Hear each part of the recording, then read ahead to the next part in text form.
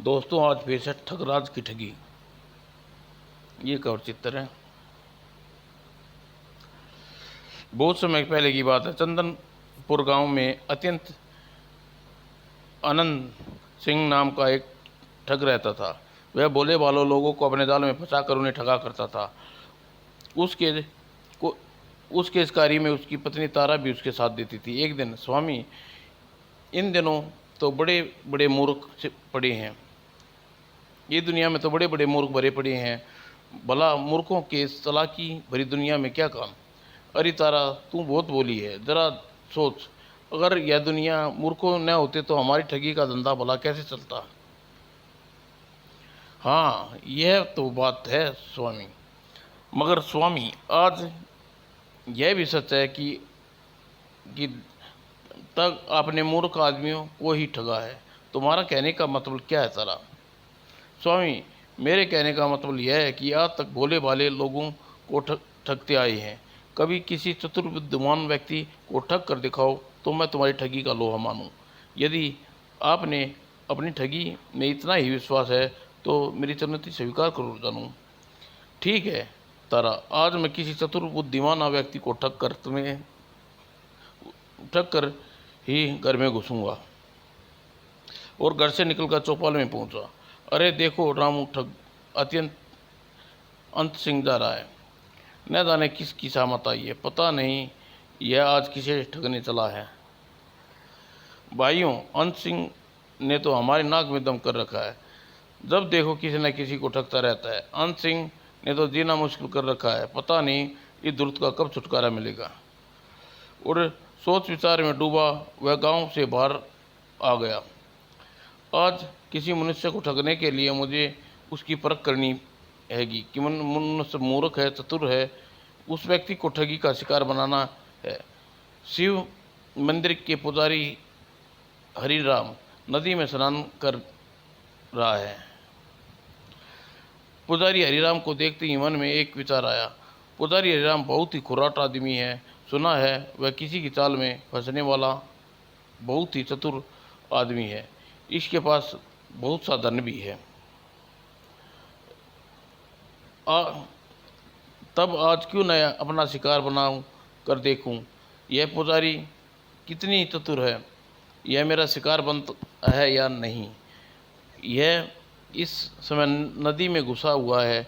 इसके वस्त्र नदी पर रखे हैं। अगर मैं एक वस्त्र उठा ले जाऊं तो थोड़ी देर में थोड़ा सा बहुत धन तो जरूर मिलेगा। और यह सोच वह दबे पांव नदी के तट पर पहुंचा और वस्त्र पर झुकने लगा कि चेष्टा की। ए रुको अंत सिंह, रुको, तुम मेरे वस्त्र क्यों उठा रहे हो? वस्त्र लेकर भागने का इरादा है? और वह सरपट बोला, पुजारी जी, आपके वस्त्र लेकर भागने का मेरा कोई इरादा नहीं। भला इरादा क्या होता तो फिर मैं नीचे रखे मेरे वस्त्रों पर क्यों झुक रहे थे? पुजारी जी, आपके प्रति मेरे मन में अपार श्रद्धा है और गुजरते हुए मैंने आपके वस्त्र जमीन पर रखे देखे तो मुझसे रहा नहीं गया। मैंने सोचा कि आप नदी में स्नान कर रहे हैं, तब तक आप ये वस्त्र गोद में लेकर बैठता रहूं। अंत सिंह, मैं जानता हूं तुम ठग हो और तुम्हारी बातों में आने वाला नहीं हूं, इसलिए तुम्हारी भलाई इसी में है, तो आप यहाँ से खिसक दो। पुजारी जी, आप तो नायक ही मुझे गर्म हो रही है। आप ऐसा आदेश है तो मैं यहाँ से चला जाता हूँ। भागो जल्दी यहाँ से। और कुछ आगे कदम चलने पर उसके दिमाग में विचार आया, पुजारी हरिराम तो मुझे इस प्रकार तट पर क्यों भागना हरिराम इस प्रकार तट पर क्यों भागना चाहता है? लगता है कुछ गड़बड़ है। झाड़ियों में छिप कर देखना चाहिए। और यह सोच वह झाड़ियों में छिप कर देखने लगा। और कुछ देर बाद पुजारी नाथ धोकर बाहर निकला। देख अब क्या करता हूँ, देख अब क्या करता है। और फिर हरिराम ने भीगे वस्त्रों को बदल लेने लगा। और अरे पुजारी के तट पर आकर हरिराम भीगे वस्त्र तभी अरे पुजारी के बालों में से स्वर्ण मुद्राएं नीचे गिर रही हैं, यह क्या चक्कर है? पुजारी अपने धन में अपनी लताओं में छिपा कर रखता है और स्वर्ण मुद्राएं गिरती बंद हो गई। गिनने के बाद 5, 6, 7, 8। ओह, ये तो स्वर्ण मुद्राएं पुजारी के पास कहाँ से आई? और पूरी स्वर्ण मुद्राएं गिनने के पश्चात पूरी 30 मुद्राएं हैं। इसका मतलब यह हुआ कि एक भी स्वर्ण मुद्रा इधर से उधर नहीं हुई। अब मैं वापस अपने जटा में बांध लूँ। और फिर हरिराम ने एक एक करके स्वर्ण मुद्राएं को अपने जटाओं में छिपाने लगा। इसका मतलब यह हुआ कि पुजारी हरिराम के पास बहुत सारा धन है। फिलहाल यह ज़रूरत से ज़्यादा चालाक है, तभी तो यह 30 स्वर्ण मुद्राएं अपनी जटाओं में छिपाए रखता है। लेकिन जैसे भी हूँ, मुझे ये स्वर्ण मुद्राएं हड़पना चाहिए। और पुजारी अपनी जटाओं को बांध कर अब मुझे मंदिर की ओर चलना चाहिए। यह देख, मुझे भी पुजारी के पीछे पीछे चलना चाहिए। और अचानक मंदिर के पास पहुंचते ही अचानक पलट कर देखा तो चौंक गया। अरे अंत सिंह, तुम यहाँ भी चले आए? मेरे पीछे पीछे क्यों चले आ रहे हो? पुजारी जी, मैंने आपको ठगी का धंधा छोड़ना चाहता हूँ। इस कार्य में आप से सहयोग दे सकते हैं। मैं भला तुम्हें क्या सहयोग दे सकता हूँ? पुजारी, ठगी का धंधा छोड़ने के उपलक्ष्य में मैं आपके द्वारा अपने घर में सत्यनारायण की कथा करवाना चाहता हूँ। और इसके लिए आप मेरे साथ इसी समय मेरे घर चलिए और सत्यनारायण जी की व्रत संपन्न करिए। पुजारी जी। अंत सिंह की बात सुनकर पुजारी सोच में पड़ गया। अंत सिंह बहुत धूर्त है। वह भला ठगी का धंधा क्यों छोड़ने लगा? लगता है मुझे अपने जाल में फंसा कर यह पर कम फंसा रहा है, पर मैं भी कम नहीं हूँ। मैं भूल कर इसके साथ इसके घर में नहीं जाऊँगा और बहाना बना कर यहाँ से टाल देता हूँ। यह सोचकर अंत सिंह बोला, अंत सिंह, तुम ठगी का धंधा छोड़ रहे हो, यह जानकर मुझे अत्यंत प्रशंसा हुई। मैं तुम्हारे घर में सत्यनारायण का कथा करनी अवश्य चलता, लेकिन अफसोस है कि तुम्हारे साथ आज न जा सकूँगा। क्यों पुजारी जी? अंत सिंह, मुझे एक संकल्प किया हुआ है। 1 माह तक मैं नदी में यज्ञ करूँगा और मेरा सारा दिन यज्ञ करने में निकल जाता है, और यज्ञ छोड़कर मैं कैसे जा सकता हूँ? ओह, यह बात है। लगता है मेरी चाल कामयाब हो गई। निश्चित ही अंत सिंह हम पेशा छोड़ देगा। और फिर अंत सिंह भी कम न था। मन ही मन कुछ सोच विचार कर पुजारी जी से बोला, पुजारी जी, 1 माह तो ठीक बात है। 1 माह बाद आपने सत्यनारायण का जी की कथा करवाऊँगा। तब तक 1 माह व्यतीत होने की प्रतीक्षा करूँगा। अंत सिंह, ठीक है अंत सिंह, तुम्हारी यही मर्जी है तो यही सही। और अपनी बात सुनकर वह फिर भी संतोष हुआ। पुजारी जी, आज्ञा दीजिए। अंत और घर पहुंचा। क्या बात है स्वामी, तुम खाली हाथ लौट आए? क्या कोई चतुर व तेज आदमी तुम्हारी ठगाई में नहीं आया? यह बात नहीं है तारा। तुम्हारी शर्त के मुताबिक मुझे किसी चतुर तेज आदमी को ठग कर दिखाना है। यह काम असंभव तो है, लेकिन ज़रा भी मुश्किल नहीं है। इसलिए इस काम करने के लिए मुझे 1 माह का समय चाहिए, और 1 माह पश्चात तुम्हें दिखा दूंगा कि चतुर आदमी भी मेरी ठगी में आ सकता है। ठीक है स्वामी, मुझे 1 माह का समय देती हूँ। और एक दिन पश्चात ढेर सारे फल लेकर पुजारी हरिराम के पास पहुँचा। अरे यह क्या अंत सिंह? पुजारी जी, आज मैंने आप बहुत पाप किए हैं। इन फलों को लेकर आप कृपा कीजिए। और मैं तो समझता था अंत सिंह बहुत ही चालाक और धूर्त आदमी है, पर यह तो बिल्कुल मूर्ख प्रतीत होता है। बिना वजह इतने सारे फल लेकर आया। लगता है उसे बड़ा फायदा होने वाला है। और दूसरी ओर अंत सिंह सोच रहा था, पुजारी जी, मैं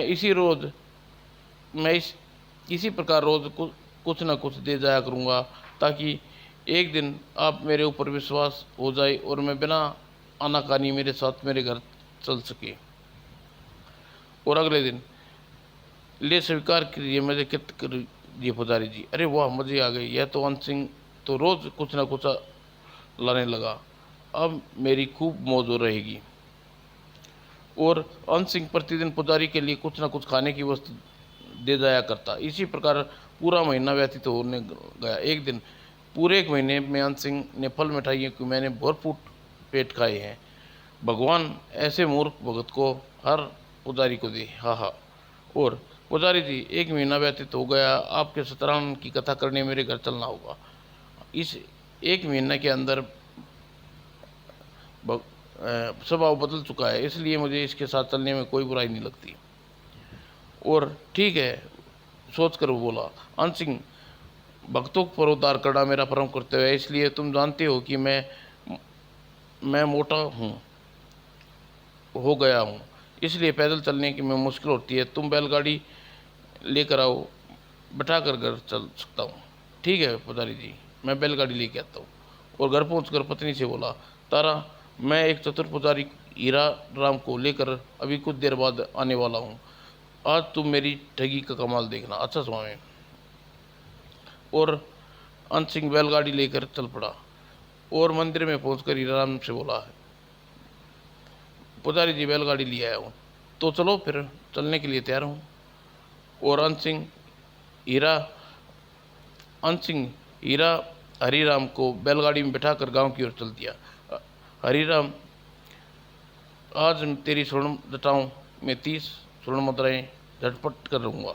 और घर पहुँचकर वह पुजारी से बोला, पुजारी जी आप यहाँ भी राजिए, गांव वालों को सत्यनारायण की कथा का निमंत्रण दे के आता हूँ। अच्छा। और सीधा चौपाल में जाकर अपनी लोगों को से आपस में चर्चा कर रहे थे। भाइयों आज मेरे घर में कुछ देर के बाद ही सत्यनारायण की कथा होने वाली है, आप सभी लोगों को कथा सुनने आना है। अंत सिंह, तुम जैसे आदमी सत्यनारायण की कथा करवा रहा है, मुझे तो अजीब लग रहा है, क्या मामला है? मामला तो कुछ नहीं, बस मन में आया सो करवा रहा हूँ। ठीक है अंत सिंह, हम जरूर आएंगे।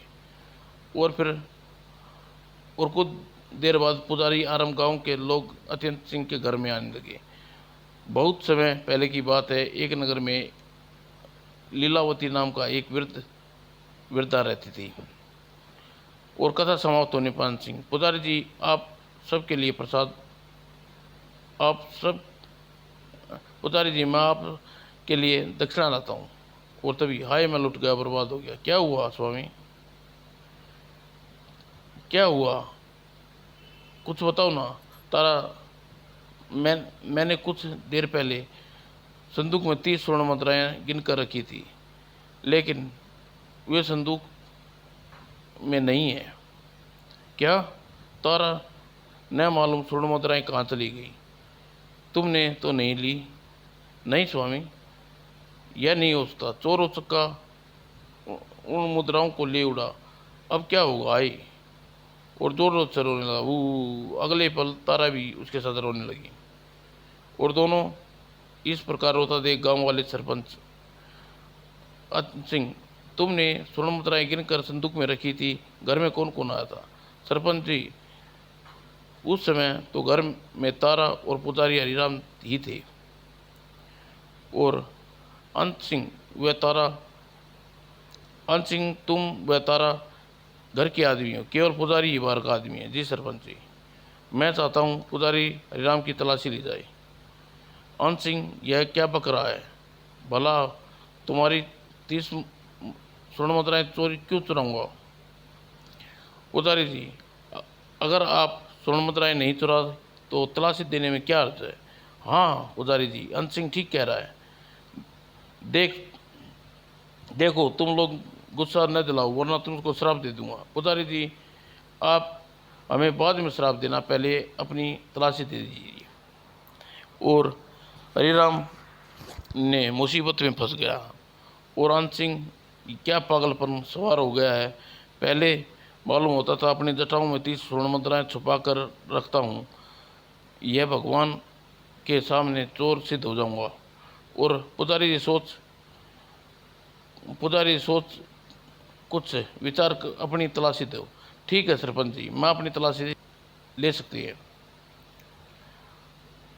और सरपंच आगे बढ़ा और हरिराम की तलाशी लेने लगा। अब चालाक पुजारी मेरे हाथों मेरी चाल में बुरी तरह फंस चुका है। कुछ देर ही वह इसकी स्वर्ण मुद्राएं मेरा अधिकार होने वाला है। यह मैं किस मुसीबत में फंस गया। और सरपंच पूरी तलाशी ले कुछ नहीं मिला। अंत सिंह तलाशी में पुजारी के पास कुछ हासिल नहीं हुआ। ओह जान बची। यह सुनकर अंत सिंह ने हाथ जोड़े पुजारी से बोला, पुजारी जी बुरा न मत मानिए, अंत सिंह की जटाई खोलकर दिखा दीजिए। ओह मैं फंस गया। और बचाव का कोई चारा देख हरिराम ने जटाएं खोलनी पड़ी और ऐसा करते ही देख 30 स्वर्णमालाएं जटाओं से निकल कर नीचे जमीन गिर पड़ी और उपस्थित लोग चौंक पड़ी। यह क्या घोर कलयुग आ गया है भगवान। पुजारी जी चोरी करने लगे। इसका मतलब यह हुआ अंत सिंह सच कह रहा था, पुजारी जी ने स्वर्ण मुद्राएं चुराई थी। ओह यह पुजारी जी से ऐसी उम्मीद न थी। और इस प्रकार अपमान होते देख हरिराम क्रोधित हो गया। आन सिंह तुमने अपने घर बुलाकर तूने मेरा अपमान किया है, मैं तुझसे बदला अवश्य लूँगा और तूने मुझे ठगा है इसलिए तुझे नहीं छोड़ूंगा। पुजारी जी इतना जोर से न चिल्लाइए, एक तो चोरी ऊपर से सीनाजोरी। जाइए यहाँ से चले जाइए, इसी में आपकी खैर है। और बुरी तरह मानित हो हरिराम पुजारी गर्दन झुकाकर अंत सिंह के घर से निकल गया। उसके बाद सारे गांव वाले भी वहां से चले गए। और स्वामी चतुर व तेज पुजारी हरिराम को ठग कर आपने अपनी ठग विद्या के श्रेष्ठ साबित कर दिया, इसलिए आज से आपको ठग नहीं ठगराज कहूँगी। शुक्रिया तारा। स्वामी पुजारी हरिराम को बदला लेने की धमकी देकर गया, उसका क्या हुआ? तुमने अच्छा याद दिलाया तारा, वह मुझसे बदला अवश्य लेगा। हो सकता है वह किसी मामले में फंसाने की कोशिश करे। मुझे पहले से ही चाल चलनी चाहिए और उस चालाक पुजारी को दूसरी बार मुझे मात खा गई तो मेरी ठगी का शिकार हो जाए। अब वह भला तुम्हारी ठगी का दोबारा शिकार कैसे हो सकता है? तुम देखती जाओ तारा, कैसे पुजारी के बच्चे को मजा सिखाता हूँ। और अंत सिंह पड़ोसियों से अशरफ नाम का मुसलमान रहता था। उसी घर में रात को रोने पीटने की आवाज़ आई। तारा यह क्या? अशरफ के घर में रोने पीटने की आवाज़ क्या रही है? बू आओ अशरफ के यहाँ चल कर देखते हैं। और दोनों उस समासर घर पहुँचे। ओह यह तो अशरफ जन्नत पहुँच गया है। बू तारा आगे बढ़ी, अशरफ की बीवी को चेतावना दी, रेशमा चुप हो जाओ, खुदा को शायद यही मंजूर था, तुम्हारी उसमें मर्जी के आगे मर्जी नहीं चलती। और घर में पहुंचकर अंत सिंह और तारा बोला, तारा भगवान जो करता है अच्छा ही करता है। अशरफ के मरना हमारे लिए लाभकारी सिद्ध हुआ है। वह कैसे स्वामी? और अंत सिंह ने अपनी योजना तारा को समझाई। वाह स्वामी, आपने तो बड़ी अच्छी योजना बनाई है। और अगले दिन सुबह सुबह अशरफ का जनाजा लेकर अंत सिंह और कुछ लोग कब्रिस्तान गए। कब्र खोदो और अशरफ को दफना गया। और रात के अंधेरे में अंत सिंह ने फावड़ा और एक बोरी लेकर कब्रिस्तान में पहुंचा। वो रही अशरफ की कब्र। और उसने फावड़े और कब्र खोदने लगा। कुछ देर बाद अशरफ की लाश को बाहर निकाला। अब अशरफ की लाश को जल्दी ही बोरी में भर लूँ। और अंत सिंह ने अशरफ की लाश को बोरे में कंधे पर लाद कर वहाँ से चल दिया। और घर पहुंचकर अशरफ को सफ़ेद चादर में लिटा कर दिया और तारा से बोला, तुम अशरफ की लाश के पास बैठकर जोर जोर से विलाप करना शुरू कर देना। मैं जाकर दूसरे कमरे में छिप जाता हूँ। तेरे रोने की आवाज़ सुनकर जब गांव वाले आए तो कहना मेरा पति मर गया है।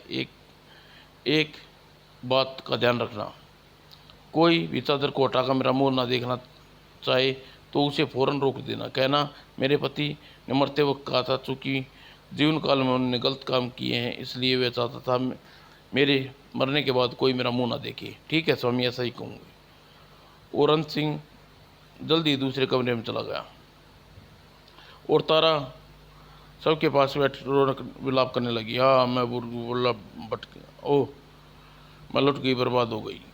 तभी क्या हुआ तारा, तुम क्यों रो रही हो? अरे बहन देखो मेरे पति की लाश, मेरा सुहाग उजड़ गया। वो ओह यह तो बहुत बुरा हुआ। श्याम कौन सिंह तो बिल्कुल ठीक ठाक थे, वे कैसे मर गए? तारा ने सुनकर रोने लगी, जोर जोर से रोने लगी। तारा भगवान ने तेरे साथ बड़ा जुल्म किया है, अब क्या हो सकता है वो? और एक युक्ति बोली, तारा चादर हटाकर आखिरी बार अंत सिंह का चेहरा तो दिखा दो। नहीं नहीं बहन, ऐसा कदम मत करना। मेरे पति ने की अंतिम इच्छा है, मरने के बाद कोई चादर से उसका मुंह न देखे। तब मैं अंत सिंह के मुंह नहीं देखूंगी, क्योंकि मरने वाले की अंतिम इच्छा पूरी करनी चाहिए। तुम ठीक कह रही हो मेरी बहन। और फिर गांव वाले ने मिलजुल कर उसी समय शमशान की ओर चल पड़े और उसका अंतिम संस्कार कर दिया। कुछ दूर मंदिर में पुजारी हरिराम जब अंत सिंह की मृत्यु का समाचार सुना तो वह खुश हो उठा। भगवान तू बड़ा दयालु है, अंत सिंह को मारकर तूने मेरी पुकार सुन ली। अच्छा हुआ मेरा अपमान करने वाला अंत सिंह इतनी जल्दी मर गया। और दूसरे दिन अंत सिंह, तारा गांव वालों को पूरी तरह विश्वास हो गया है, सचमुच मर गया हूँ, अब मेरा कमाल देखना। और स्वामी आपकी योजना तो बड़ी मज़ेदार है। और उसी रात, पुजारी जी राम राम, कहो कैसे हाल चाल है? कौन हो तुम? अंत सिंह तो कल मर गया था, तुम जिंदा कैसे हो? हाँ पुजारी जी, अंत सिंह ही हूँ। कल मैं मरा था, मरकर मैं सीधा स्वर्ग चला गया और वहाँ बहुत से सुख मिल है। तुमने क्या सच कह रहे हो? और नहीं तो क्या, मर कर क्या झूठ बोलूँगा पुजारी जी? मैं कल मर गया था और मर कर सीधा स्वर्ग चला गया और वहाँ स्वर्ग में भ्रमण पत्र दिखाता हुआ मैंने तीनों लोगों का भ्रमण करने, तुम्हें यकीन आ जाएगा। और अंत सिंह ने एक सफ़ेद कागज़ जेब से निकाला, इसे पढ़ो। और उसने कागज़ देखा, कागज़ पर तो कुछ नहीं लिखा, कागज़ तो बिल्कुल कोरा है। ओ पुजारी जी, आप भूत बोलिए, स्वर्ग की लिखाई है, आप कैसे दिखाई देगी? तब कैसे दिखाई देगी? पुजारी जी ने कागज़ को दीपक के लो में घुमाओ, ऐसे कागज़ की लिखाई साफ दिखाई देगी। अच्छा। और हरिराम ने दीपक की लो में कागज़ को घुमाया और ऐसा करते ही, अरे अंत सिंह तो बिल्कुल ठीक कह रहा है, यह तो स्वर्ग में भ्रमण का पत्र है। और अंत सिंह तुम धन्य हो, जो ठग होते हुए भी तुम मर कर स्वर्ग गई। पुजारी जी, यदि आप चाहें तो आपको भी स्वर्ग की यात्रा करवा सकता हूँ, सच। और हाँ पुजारी जी, लेकिन इसके लिए आपको थोड़ा धन खर्च करना पड़ेगा। धन खर्च करना पड़ेगा क्या? लेकिन इस कार्य में धन का प्रयोग होगा। पुजारी जी, क्या आप समझते हो कि माँ ठग होने पर भी मुझे स्वर्ग में जगह मिल गई थी? ऐसा बिल्कुल नहीं है। स्वर्ग में यात्रा हम ऐसे नहीं कर सकते, वहाँ पर भी रिश्वत चलती है। वहाँ का राजा धर्मराज है, जो स्वर्ग भ्रमण करने के लिए रथ किराए पर ले जाते हैं और उस यात्रा के लिए रिश्वत देनी पड़ती है।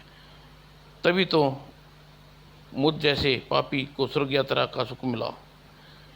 इस काम के लिए कितना धन खर्च करना होगा? कम से कम 100 स्वर्ण मुद्राएं की रिश्वत तो देनी ही होगी पुजारी जी। 100 स्वर्ण मुद्राएं, यह तो बहुत ज़्यादा है। मेरे पास तो इतनी स्वर्ण मुद्राएं कहाँ से आएंगी भला? सोच लो पुजारी जी, 100 स्वर्ण मुद्राएं स्वर्ग की यात्रा पूरी नहीं है। 100 स्वर्ण मुद्राएं जीवन में बार बार नहीं आते। अंत सिंह ठीक कह रहा है, मुझे इसकी बात मान लेनी चाहिए। और अंत सिंह, मुझे तुम्हारी बात मंजूर है, तो जल्दी स्वर्ण मुद्रा लाओ।